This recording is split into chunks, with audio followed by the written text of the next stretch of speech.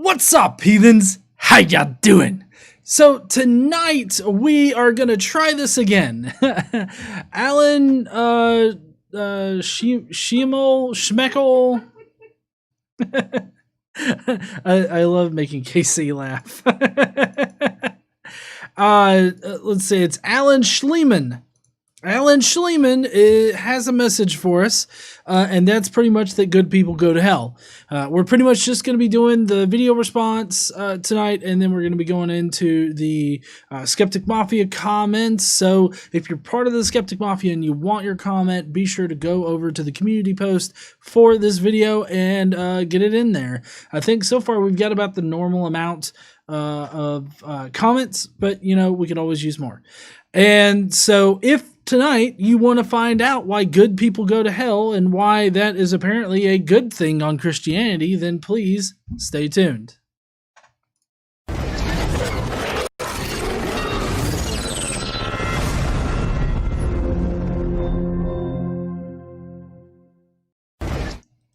All right, like I said, directly into the video. So we're going to try this again. We're going to start We're going to start from the beginning, and we're going to just see where it takes us. So let's go, Alan. Let's see what you got.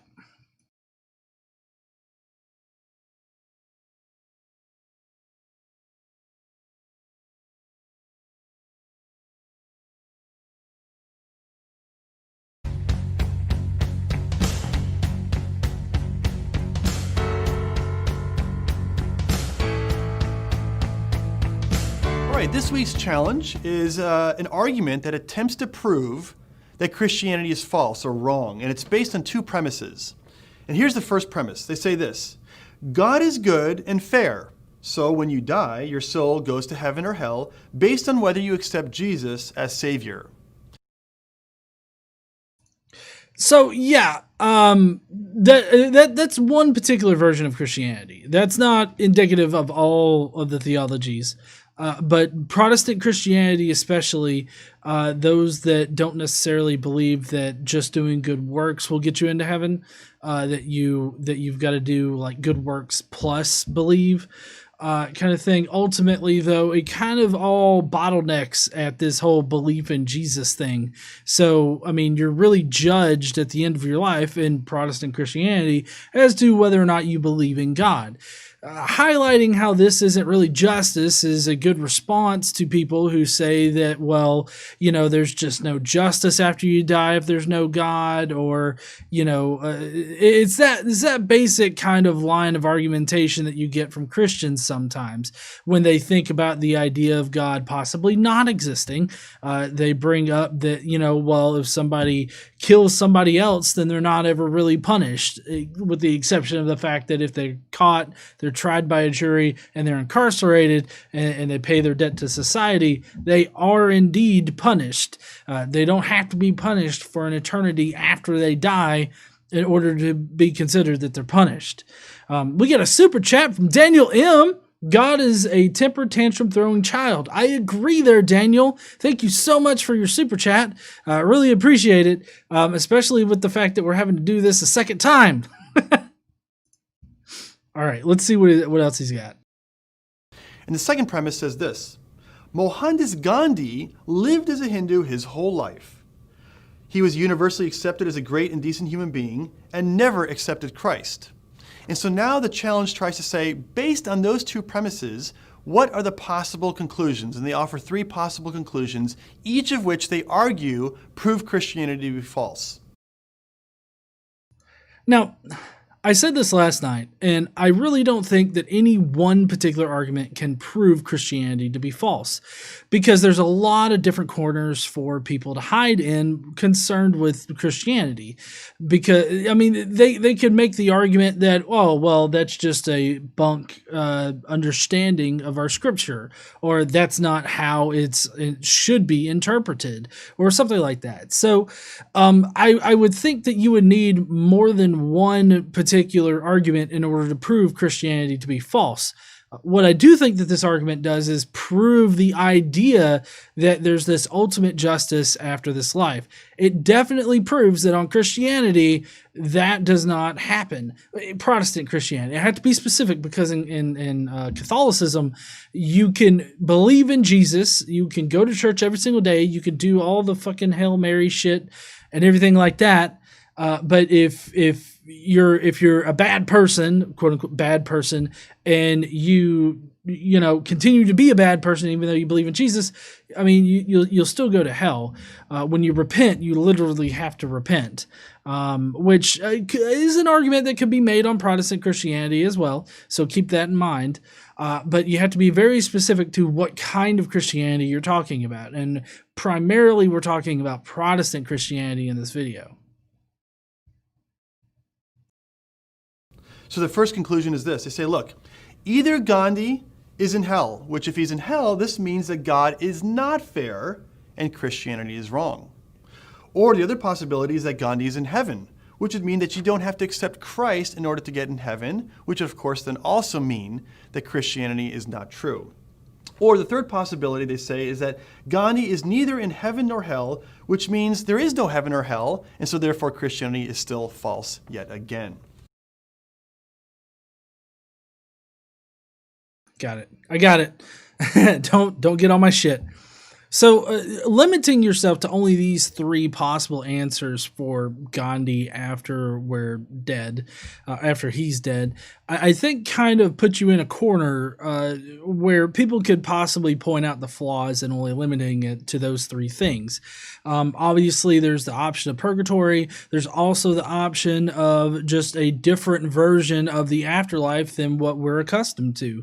It could be totally different from Christianity up there. So I don't think that these three are really representative of all of the conclusions or all the possible answers that this particular situation really holds.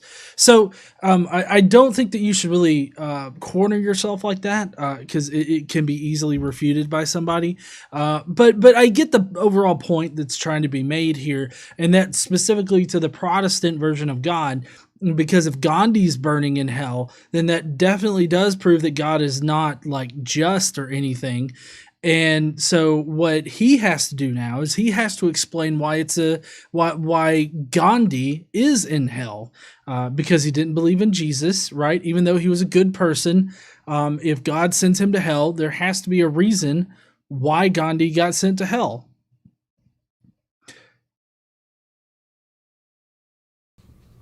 Now, there are all sorts of mistaken assumptions and problems with this challenge, but I want to focus just on two main concerns I have with this challenge. The first is the notion of what it means for God to be just and fair. I think they're mistaken about that. Well, and see, so what does it mean to be just and fair? These are very subjective terms. What may be justice in my view could be different in another person's view.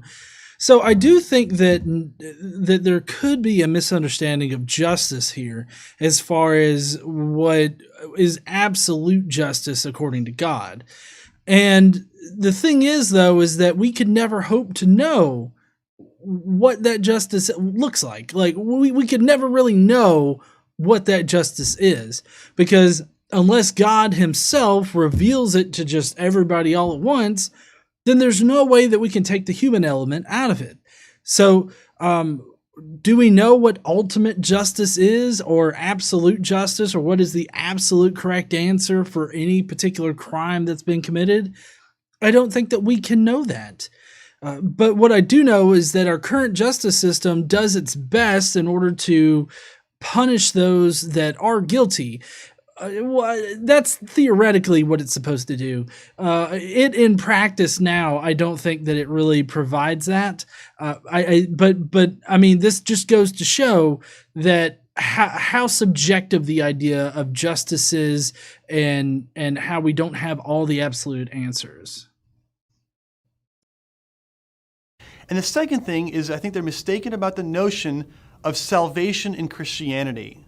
And you see, they presume that salvation in Christianity is based on good works rather than on God's grace. So this is where it kind of bites him in the ass, because what he just admitted there was that it's primarily based on your belief in Jesus. As far as his version of Christianity goes, it doesn't matter about how many good things that you do in your life or how good of a person you are in your life. Apparently, you have to believe in Jesus in order to get into heaven and not burn in hell. And so he's going to have to come up with a reason why we're still like deserving of hell at this point. If you're like Gandhi, just a good person your entire life, and then, you die and you meet God and he sends you to hell. So he's got to come up with an explanation for that. You see, the argument is that in order to get into heaven, you have to do good deeds. That's how you achieve salvation in Christianity. And so the argument says, look, Gandhi did all these good deeds, but he didn't do the one good deed, and that is accepting Jesus as your Savior. And that's why Gandhi then is in hell, and of course that would make God unjust, because just because Gandhi didn't do that one good deed, he's done all these other deeds, so that would justify him going to heaven. But since he's in hell, this is what makes God unjust. I would agree that if in the afterlife, whenever I die and I get up there and I meet God, and he totally disregards whatever good or bad things that I do in my life, and he's just like, oh, Jesus Christ. I mean, you didn't suck Jesus's dick, did you? Jesus. This guy do it? No? Okay, well, I guess you're burning in hell. I mean, if I got up there and it was just like the qualifier to get into heaven is whether or not you believed in Jesus, I would think that that's total bullshit. I would think that the person that, did 12 serial murders and then converted at the end of his life and gave it all up and repented and all this other stuff and believed in Jesus, he gets to pimp walk into heaven. But my ass, even though I've done a life's work of helping people out, being philanthropic, and all these other good things to better society and to better the people around me, I get sent to hell. This does seem to be a fucked up situation. And unfair. Now, one of the main problems with this particular challenge is that not only does it get the notion of the gospel and salvation wrong in Christianity, it actually gets at the opposite of the true gospel. You see, people don't go to hell because they don't believe in Jesus. They go to hell because they are guilty of crimes they've committed against God, and God is punishing them for it. So, let's I wonder, what crimes against God could Gandhi have committed? I mean, when you think about it, and you think about the biblical definition of crimes against God, the crimes against God are pretty much just not believing in him or believing in other gods, praising other gods. Even if you already believe in him and you hold idols, to other gods, and you put other things before him, these are crimes against God. Let's just put this in perspective as to what crimes against God are. These are not literal crimes. These are things that you have done that haven't praised God or hasn't made God the center of everything. This makes God a selfish, narcissistic asshole that only wants people to, circle around him, praise him for eternity, and just believe in him regardless of the evidence, right? That's what it wants, this God. So these crimes against God are not really crimes. I would say that I'm definitely guilty of not believing in God, not praising him, not putting God at the center of my life, and all this other stuff. But are these really crimes? Are these really bad things for me to do?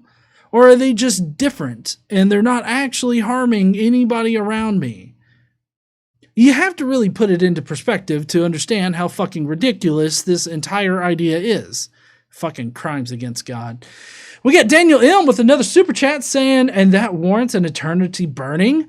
I know, right? Apparently, just not believing in God, which is the crimes of God, or crimes against God, I mean, apparently that warrants burning in hell forever. So turn up the heat, motherfucker, I guess.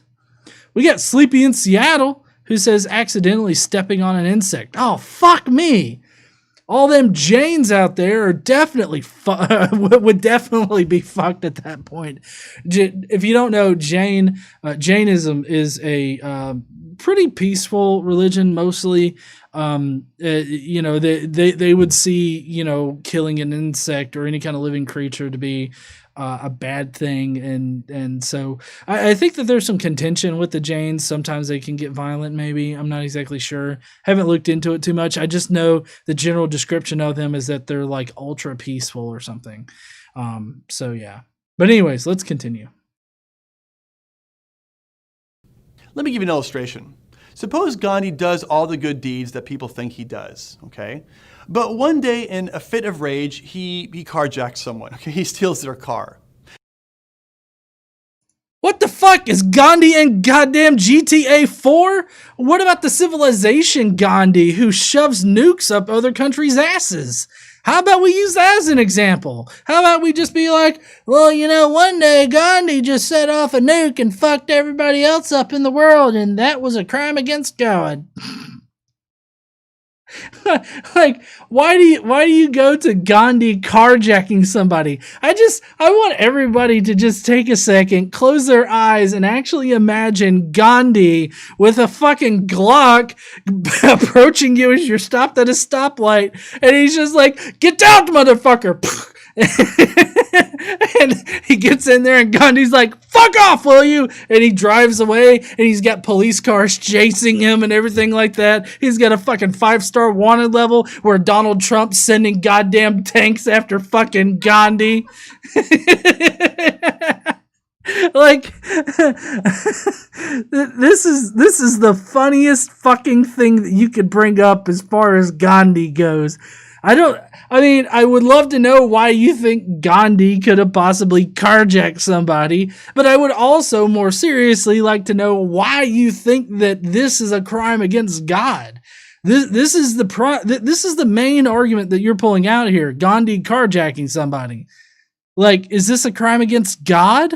This isn't a crime against God. This is a crime against the poor schmuck that was stopped at the stoplight at the exact wrong time, that Gandhi decided to smoke some meth and go crazy for a minute. Now he goes before a judge, and the judge says, "Hey, you know what? We're going to punish you. We're going to send you to jail." And Gandhi says, whoa, wait, hold on a second. Wait a minute. I've done a lot of good deeds in my life. I am universally accepted as being a good moral person. I've done all sorts of great things. I've liberated India. I've done all these actions without resorting to violence. I've achieved so much good. You can't punish me for what I just did. Now the judge is going to say, look, I'm glad you've done all these good things. I'm glad you've done all these good deeds, but you stole a car. And stealing a car is a crime. And when you commit a crime, you deserve to be punished. I mean, I would agree. When you do a crime, you deserve to be punished. But I think the big difference here is that I don't consider it a crime not to believe in God, not to believe in Jesus, and not to put God at the center of everything that I do. Those would be crimes against God that you say that I'm guilty of. And comparing it to like an actual crime, I think is a bit disingenuous and is kind of an analogy fallacy. And so I feel like this whole comparison here is a bit crazy, mainly because let's compare it to the actual situation in Christianity, because what you have here is Gandhi being like, but hey, I know I carjacked this one guy, but I've done so much good. And I agree that he shouldn't get away with that. But also, I don't think that he should be able to stand up there and be like, hey, I know that I did all that, but I mean, I apologize to Jesus for it. I mean, Jesus is back there. I mean, he said that it's cool. He says that he forgives me, and I promise I'll never do it again. Is it better that I've said, oh, Jesus has got me covered, than Gandhi trying to be like, but I've done so much good in the world. Like, I feel like one's obviously wrong, and it's kind of stupid to even kind of bring it up, right? But the other one that he thinks is a better reason to let Gandhi off the hook is also ridiculous. Let's see, we got Daniel M., who said we should call this comfort fallacy. The comfort fallacy. Well, now, if he had said Gandhi went up and slit 3 hookers' throats, then it would be a comfort thing, because he loves to go to that particular place. I don't know why. In fact, I would submit to you that a judge that didn't punish Gandhi for committing that crime would be an unjust judge. He would be an unfair judge. Now, I think this is also true in the spiritual realm. Even if Gandhi has done all kinds of great deeds, so long as he's committed a crime, or perhaps many crimes against God, he still deserves to be punished.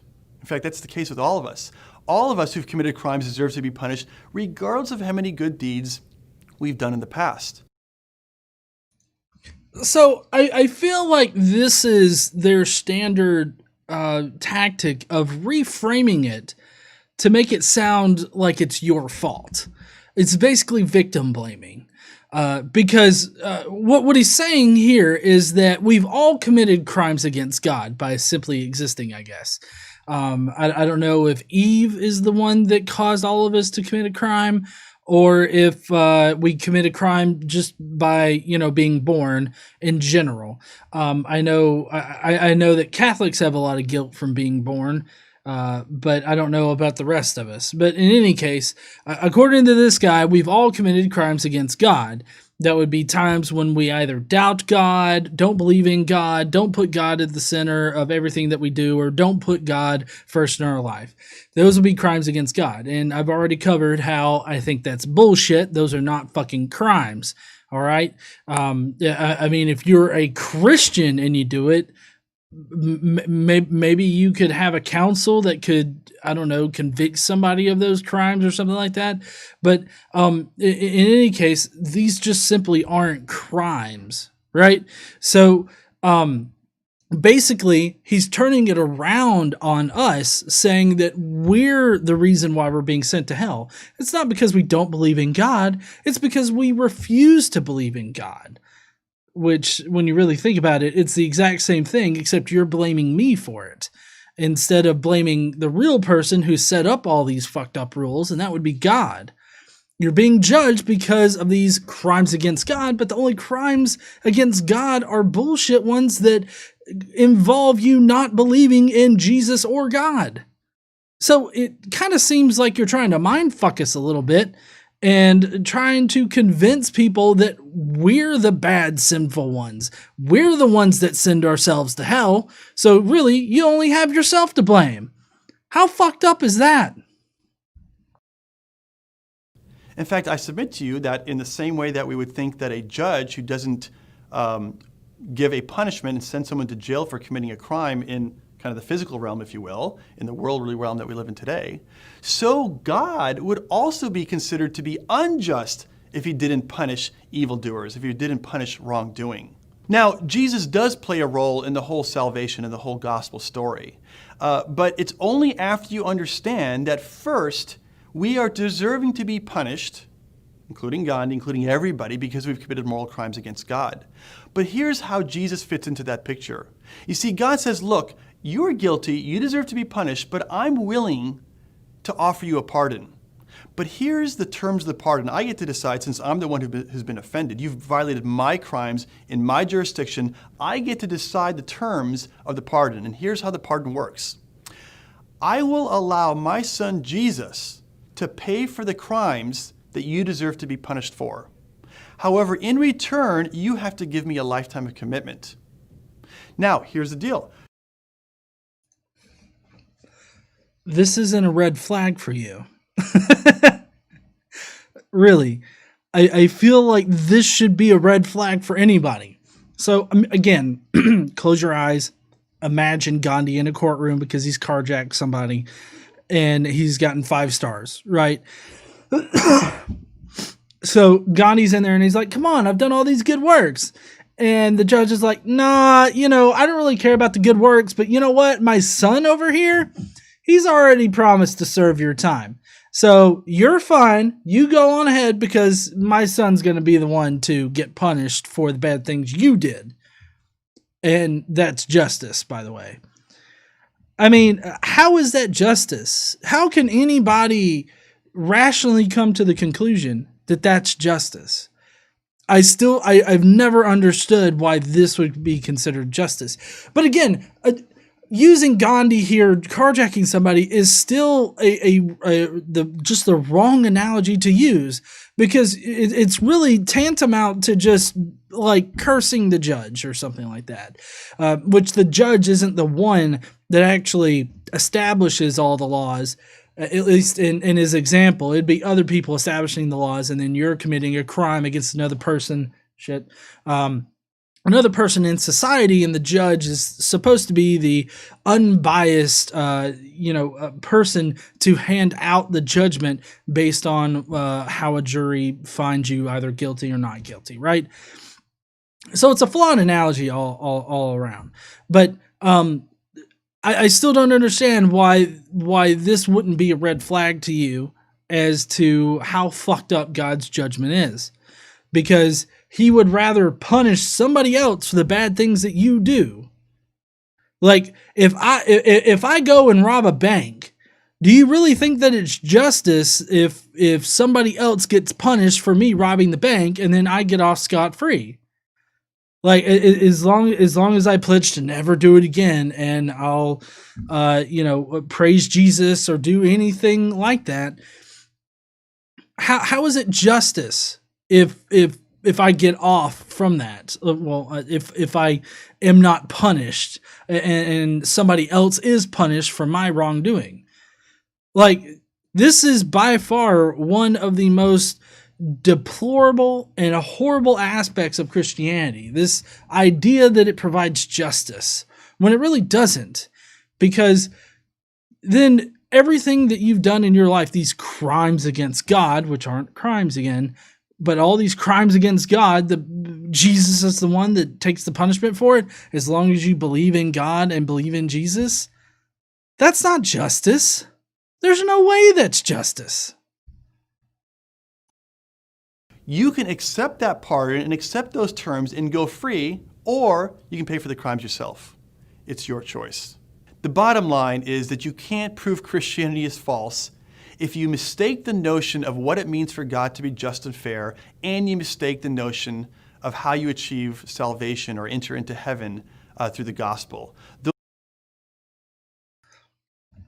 And when you hear somebody say this particular thing, keep in mind that they're talking about crimes against God, which are made up crimes. They're not actually crimes. They feel that they're crimes, but they're not actually crimes. It's not believing in God, not putting God at the center of your life, not putting God first in everything that you do, and not believing in Jesus. So when you get to the pearly gates, if they were to actually exist, you're not being judged by the things that you've done in this life, like bad things, good things, anything like that, because God has already taken out his cat of nine tails and fucking whipped the shit out of Jesus for him, right? So, I mean, that's justice for you in Christianity.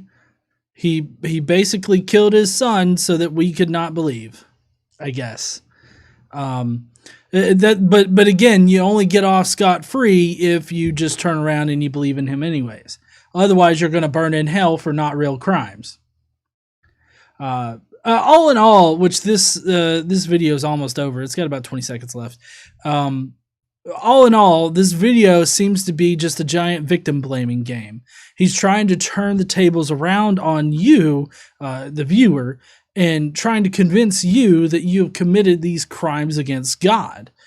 But I would just caution everybody to really, whenever this kind of comes up in any kind of conversation, that, a Christian's trying to tell you that we've all sinned, or that, we're all guilty of something and so we all deserve hell. Remember that it's the crimes against God And those crimes against God are really not crimes, and they're really not bad. Simply not believing in their God is not a crime. Those aren't just some sort of trivial points in Christianity. Those are fundamental aspects of the Christian worldview. Yes, they're fundamental aspects. You hear that, honey? It's a fundamental aspect that you are not judged by the good shit you do in your life. You are only judged by how much you suck that Jesus dick. I heard it. Yeah, everybody heard it. We put it down in the book. We got it recorded. Let's see. Daniel M. sent another super chat saying it sounds like he is also saying that if we go to court, all we have to say is, "Yeah, Judge, Jesus already took care of that." I'm sure you'd get some cross looks from a judge if you went into court and he did that. Quentin Van Booben says, imagine the government being like, we'll let you off free if you praise Trump. Do you do it or take the punishment? Fuck. I'd probably take the punishment. Just like with the punishment from God going to hell and shit, I'd rather burn in hell than to praise an obviously unjust character. So, Misty Lover says, Jesus Christ, this guy. Why do these people still exist? Religious, stop breeding. Just stop. I feel like that kind of rhetoric's not the way to get to somebody. I think that a better way is to, is to really just put it into perspective for them. And I think that if you try to do that, at one point in time, you're definitely going to get through to them how ridiculous it is that we're all guilty of just not believing in God at one point in our life, or that we've committed these crimes against God. I ask them to define what a crime against God is. And of course, this would only work against a Protestant Christian, so you got to keep that in mind. But just know that what they're talking about are not real crimes. And that's the biggest thing out of this entire deal of them trying to victim blame people, is that they're trying to say that you're doing bad shit that isn't actually bad shit, and is really just made up bad shit that their religion just ad hoc or baselessly declared to be bad shit. So Gary posted a Skeptic Mafia comment. Awesome. Good segue into that. We're about to go into the Skeptic Mafia comments. This is the end of the response video. If you just joined for the response video, I hope that you will smash that like button, share this video out if you know somebody is telling you, hey, you're committing crimes against God, jackass, you going to hell. Be sure to let them know what that actually means to you, because it doesn't mean shit to, at least me. I'm not going to speak for y'all, but it doesn't mean shit to me to commit a crime against God, But in any case, if you will, go down below after this is posted to leave a comment and subscribe if this is your first time here. You can also you can subscribe and tell me how much of a piece of shit I am. It doesn't matter to me. It's all engagement. So, anyways, if you're leaving out, I'll see you guys later. Don't forget to stand up and use your voice. Bye, heathens. But wait, don't go, because we're about to go into the Skeptic Mafia comments, and I have them pulled up. I am ready. I am on top of it today, which I've got to refresh because I believe Gary at least left a new comment.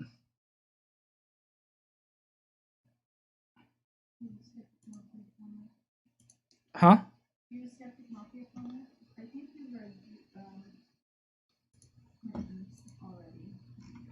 Oh, super chat, you mean? Skeptic Mafia comment. Who's your buddy has a super chat that says, using his analogy, I guess we're all born felons, and praising the legislative branch absolves us of that. I agree. Yep, that's exactly what it does. All right. Okay, so let's see. Newest first. Got it. Gary White. Okay, he sounds like a fail well. Can't wait to see what you say about this idiot. Yep. I hope that you enjoyed it as much as I did there, Gary White. Then we got Sleepy in Seattle, who says, many of the God's crimes are ambiguous at best. For example, is it a crime to not honor abusive parents? Why are graven images allowed in churches, homes, anywhere? Why is it okay to not keep the Sabbath? A good defense lawyer could easily get a not guilty verdict for those and more. So it can be argued that we are not all sinners, suggesting that we can get into heaven without salvation. But God will probably find some crime that we never heard of or have misinterpreted in the holy books. But this all feels like an infinite loop, a never-ending battle of we said, God said. An infinite loop never reaches a conclusion. I agree. But as far as adhering to the Old Testament sort of rules and regulations and stuff, I think that there's multiple ways that Christians can get out of that. And I feel like the real crimes against God, because like not holding to his commandments, those would be crimes against God in Judaism, and stuff like that, because you're not following his rules. But at the same time, I guess technically in Christianity, that would also be a crime against God, not following his rules. But if you don't if you don't follow his rules and you don't believe in him, I guess you're doubly fucked, right? I don't know. So thank you so much for your comments, Sleepy in Seattle and Gary White. You guys are awesome. Alex Baranowski says, they disable comments? They aren't interested in intellectual honesty. Also, the second premise doesn't rely on Gandhi. It can work for any good person. He must follow the saved by faith alone section of Christianity. Yeah, obviously. His video fails to actually demonstrate Christianity's truth value. He only shows that some people believe that non-belief is a great sin and that the unjust God issue may not be a real issue for his sect of Christianity. It's nobody's job to prove Christianity false, as it's not the default view. Insert shilling here and wash your fucking hands. Hey, I don't know if you guys know, but right below the video, we have our merch shelf where you can get several shirts and stuff. You can go down there and check it out if you want to get yourself a heathen shirt or even my background over here and everywhere. We have that as a mask now, which I should be getting in the first samples of it here soon. So I'll be wearing those on stream in relatively soon, I guess. But yeah, y'all can go down there and get that. You can also become a Skeptic Mafia member for as low as $1.99, and you get all those cool emojis that people are probably putting in the chat all night. So definitely go and check out all that. Thank you, Alex, for your comment. Jukane 726. This sounds like a colossal no true Scotsman fallacy. I've seen many ways Christianity approaches this, and it will be different depending on the denomination you follow. Some preach works, others say God arbitrates it for them. Some say you can only go to heaven by just accepting Jesus, whatever that means, and more. None of them would apply to all of Christianity, so that doesn't demonstrate anything one way or the other. I think that's a good point, that this is a specific argument against a specific theological interpretation of Christianity. So it definitely doesn't prove Christianity wrong because of the whole fact that they can get around it by just saying, oh, that's bad theology or that's a misinterpretation of God's word. Also, human behavior doesn't demonstrate your beliefs, either because, for one, humans don't have one set of standards, and even if they did, that says nothing about other creatures or entities. Thank you, Jukane. I appreciate your comment. Chrismer and Dave. So his argument is, not believing in his sky daddy is akin to stealing a car? The fuck? Then he basically says that it's wrongdoing or a crime to not believe in God. He's really not good at this. And his plea at the end reminds me, I have this friend named Jigsaw. Now, Jigsaw, he loves you so much that if you can't pass his test, well, he's just going to have to murder you in a horrific, painful way. But if you can pass his test, he'll let you go free. Because that's love. See how fucked up Christianity is? Yeah, fuck off with that nonsense. And then he's got to deal with it meme. So, like Jigsaw was really fucked up, wasn't he? Well, if you don't want to be fucked in the head, go ahead and make love to that like button and spread the love by sharing the video and subscribing if you want more live streams like this. Also, leave a comment because that really helps the algorithm. If you're feeling especially charitable, go ahead and join the Skeptic Mafia as well. If you do, you get to hang out with GE every month and get him to say stupid things like wubba lubba dub dub or DC is far superior to Marvel. I can't necessarily disagree with that. I think it's a little bit of an overgeneralization. I do like more DC characters than Marvel characters, I guess. So, I don't know. But I said it regardless. Thank you for attending my TED Talk. And remember to stand up and use your voice. Unless you're a flat earther, then sit down and shut the fuck up while the adults talk. No, you kidding? I want them to stand up and use their voice too. Otherwise, other people wouldn't have content to make. Well, if we can offer our children as a sacrifice for our crimes, I better start breeding. Don't do that. Excuse me, Judge. I know that I killed about 12 people yesterday, but I do have a son that you can flog until he's dead. Will that suffice? See how ridiculous that sounds? Thank you, Hoosier Buddy, for your comment there. Uhan Roderick. Gandhi stole a car? What? Objection. The prosecution has not articulated the crime in which Gandhi committed. So much stupid. Then he just pivots into a preaching opportunity. Fucking idiot. Ding. He does have a cool shirt though, so plus 0.001 points. I can just see that shirt like on fucking Skyrim being like douchebag shirt. Plus 0.001 cool points or some shit. Or charisma. There you go. Anyway, smash that thumbs up. The one on this video. Don't smash your actual thumb. That would suck. Join the coolest club in the world, the Skeptic Mafia. Join skepticmafia.com. Do it now. In an Obi-Wan voice. Oh, God, I don't know why you gotta have me do voices. Now I gotta think about how Obi-Wan sounds. This is the join link you're looking for. Nope, that's not fucking Obi-Wan. I can't do Obi-Wan. Like, I can't do Ewan McGregor. That's just... Anyways, P.S. Days of Our Lives is better than Star Trek. I would agree! No, wait, no I don't. Fuck! No! I don't agree! No, Days of Our Lives is not better than Star Trek. For some reason in my head, I read it the other way around. Thank you so much, Uhan, for your comment. Sean J. The proper answer is we cannot know. No one on this earth has direct first-hand knowledge of what happens when someone dies. I get he wants to push the Christian fairy tale, but that doesn't make it real. Instead, we get a straw man and make-believe stories. I know, right, Sean? It's just so fucking nuts. I don't understand why this shit is compelling to some people. Like, it just sounds fucking bizarre to me.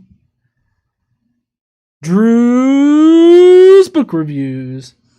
Well, it depends on your version of Christianity. At least in Mormonism, if you don't accept Jesus, they will just get baptized for you, and you can accept Jesus when you're dead. Well, that bypasses some shit, doesn't it? Can you imagine? Imagine this. Close your eyes again and imagine Satan is in hell. He's torturing people, and then all of a sudden, some Joe Schmo over there, he just all of a sudden has water rush all over him, and then he disappears, and fucking Satan's like, fuck, the Mormons got another one. That's the 12th motherfucker this week. God damn it. I cracked myself up, I know. Even the Bible states that works are essential in the gospel. In James 2, we read, even so faith, if it hath not works, is dead, being alone. Yea, a man may say, thou hast faith, and I have works. Shew me thy faith without thy works, and I will shew thee my faith by my works. Thou believest that there is one God. Thou doest well. The devils also believe and tremble.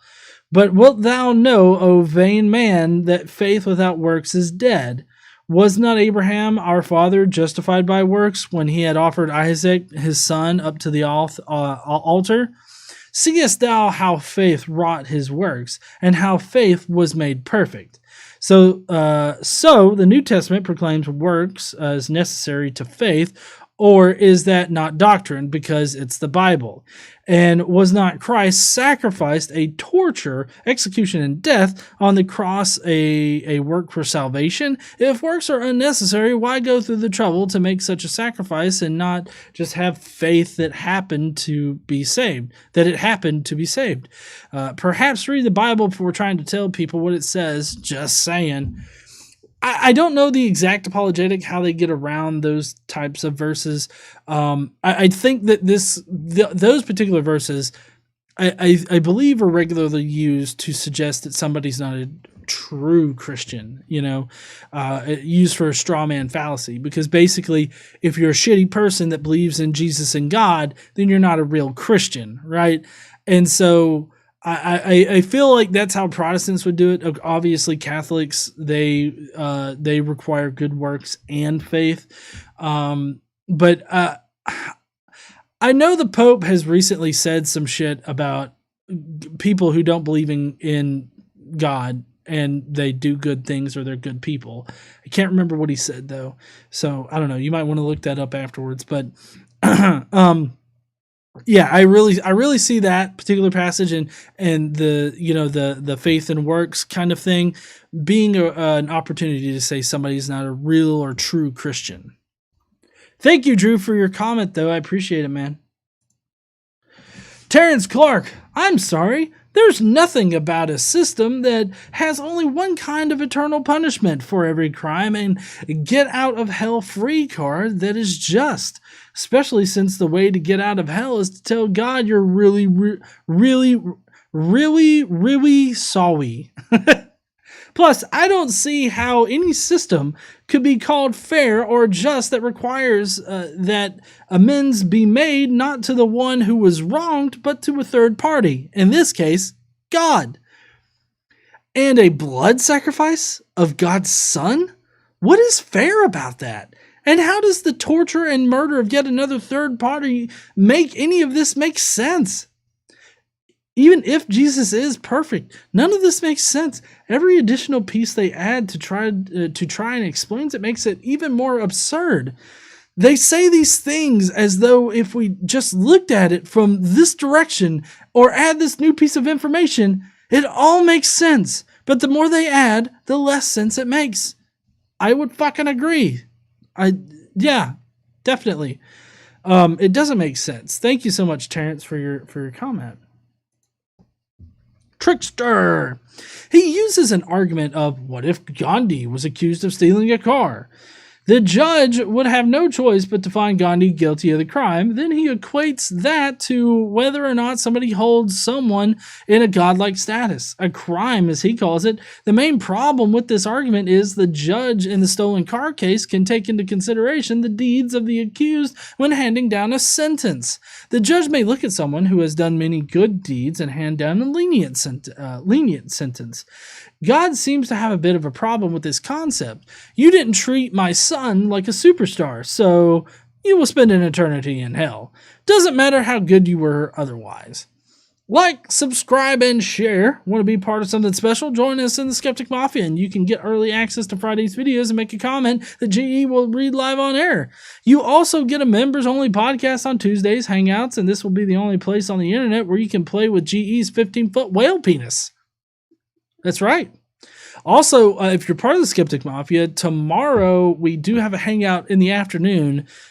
So be sure to be on the lookout on YouTube in the community tab for that. Or if you're in our Discord, I'll also try to post the join information there as well. That, or I'll get Cadence to do it. Jonathan Nickel. Once more, stand to reason, prove that they just stand against reason. Good job, STR. I've seen that he states several times that we have committed crimes against God, but at no point does he even try to detail what those crimes are. We all know, of course, that that according to the Bible, the crime was committed not by us, but by our ultimate ancestors, and was an act that they could not possibly known was wrong when they were perpetrating it. Not only does this clearly fall under sins of the father, but it is inherently unjust because Yahweh punished them and all of their descendants for the same supposed sin. When it comes to sins of the father, Kim Jong-un is a baby compared to Yahweh.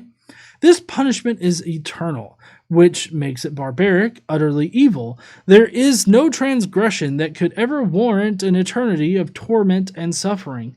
What is even more sickening is that Christians claim their God is omniscient, which means he knows your every thought and every act you will ever make since before you were even conceived. This makes that their God not only responsible for creating a hell, but for everyone he condemns to spend an eternity there. If their God is omniscient, then he alone is responsible for every sin that humans supposedly commit. Definitely agree with that. Christians really don't think this through. Also, for anyone who claims Star Wars is better than Star Trek, consider how long it would take to traverse a galaxy if you were limited to light speed. Good point. Quentin Van Booven. So, I may have missed it, but does he say if it's works and faith to get to heaven? I heard more faith than anything, which means that someone like Father John who diddled some little kids can get into heaven. I'm sorry, but if that's the case, then God isn't just.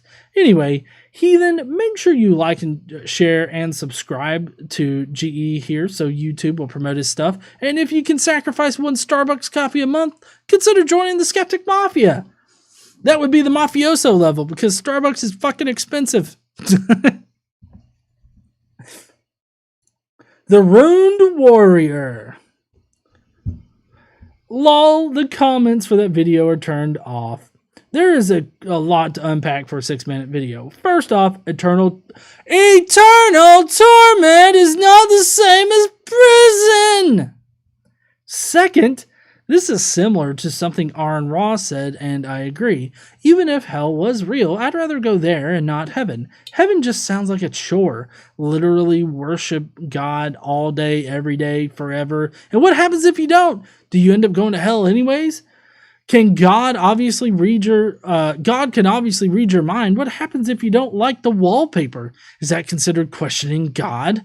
That is definitely a crime against God. Do not question his particular design sense of style or whatever the fuck. I don't know what you call them people. Anyways. That is why none of the religious people say about God and the afterlife makes any sense. It's supposed to be a place of eternal bliss, but what about free will? Plus, according to the video game version of Dante's Inferno, hell has a lust tornado. Who could say that sounds awful? Yeah, I don't know. Like, what in the fuck would that entail? The lust tornado. I don't know. Like it. My bet is my theory is that you get close to it and you just rip off all your clothes and you immediately start ferociously like jerking off or masturbating in some kind of way.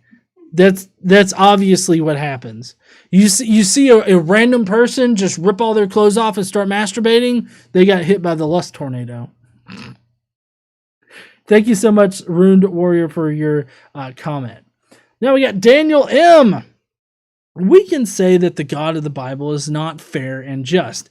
I notice he didn't speak on the other end of that, which is you did all these terrible things, but you believe, so congrats. Did he avoid that end of it purposefully? I find that Christians love to avoid those questions. They are fine as long as certain questions aren't brought up. Cadence. Thank you, Daniel, for your comment. I appreciate you, man. Cadence. He fails to show the opposite. If someone rapes, murders, abuses kids, and all kinds of other shit, but accepts that pardon of respecting God or loving Jesus, then it negates all the bad stuff. And he gets to go to heaven as a good Christian because Jesus died for all those sins, so it doesn't really matter, basically. Yeah, I agree. He definitely doesn't harp on that. He in the video he definitely tried to turn the tables and victim blame, and blame people for sending themselves to hell because they chose to commit a crime against God, which is basically just not believing in God, and not adhering to His rules or anything like that. So, yeah. Anyways, that's it for the Skeptic Mafia comments. I don't think anybody had any other Mafia comments come in. I might. Yeah, check the thing because apparently Vantas maybe got cut up in reading or something. Let's see. Crap. Yeah, I don't see Vantas, but hold on one second, and I'll see if it got held back for some reason in the because sometimes if it accidentally denotes something as like a Period, no space in the text. yeah, if it gets it as a link, it might flag it as spam or something. One day ago, held for review.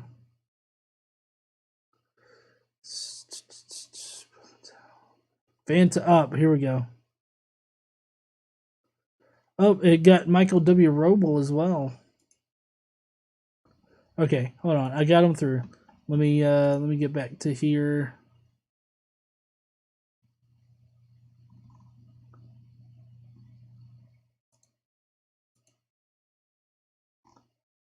Let's see. Alex Vanta Blue. Okay, here we go. All right, Vanta. So, someone that doesn't suck, Jesus dick, deserves to go to hell? God is unjust. The pardon he speaks of makes the choice either death penalty for refusing or lifetime slavery for accepting. This is for anything that is even a misdemeanor in God's eye. Sounds totally just. And then he had an edit.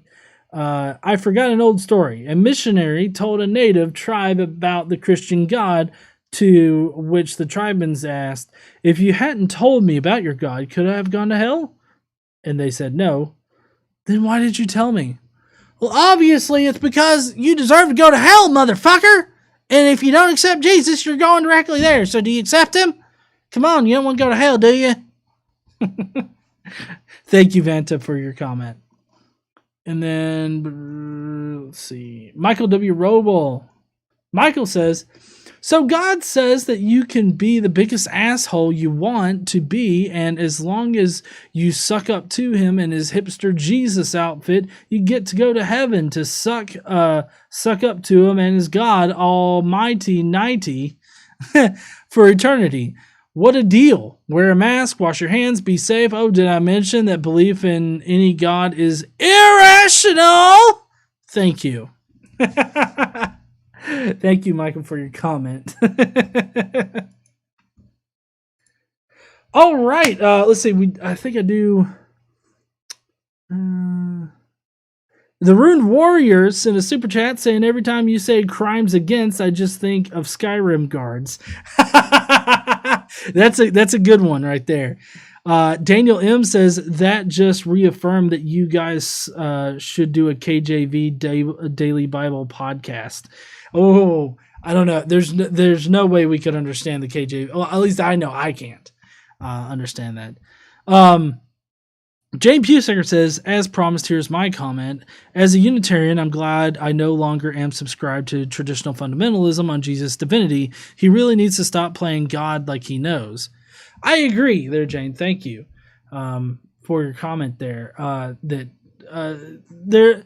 I think the fundamentalism aspect of Christianity, I really think people need to start drifting away from that. I definitely appreciate the more progressive kind of Christianity. Hellbound Hillbilly said, getting sucked up into an orgy so furious it's swirling around like a cyclone. I mean, yeah, why not, right?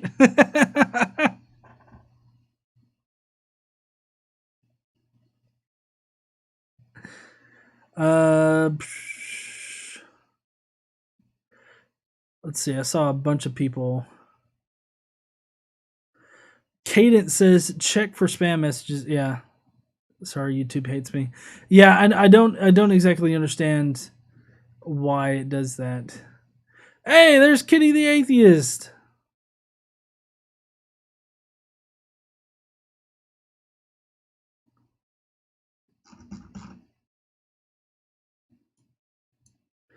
I mean, I don't know about you guys, but I really like whenever I read the KJV version of the Bible, I just simply don't understand it. Like it really does escape me. I can't.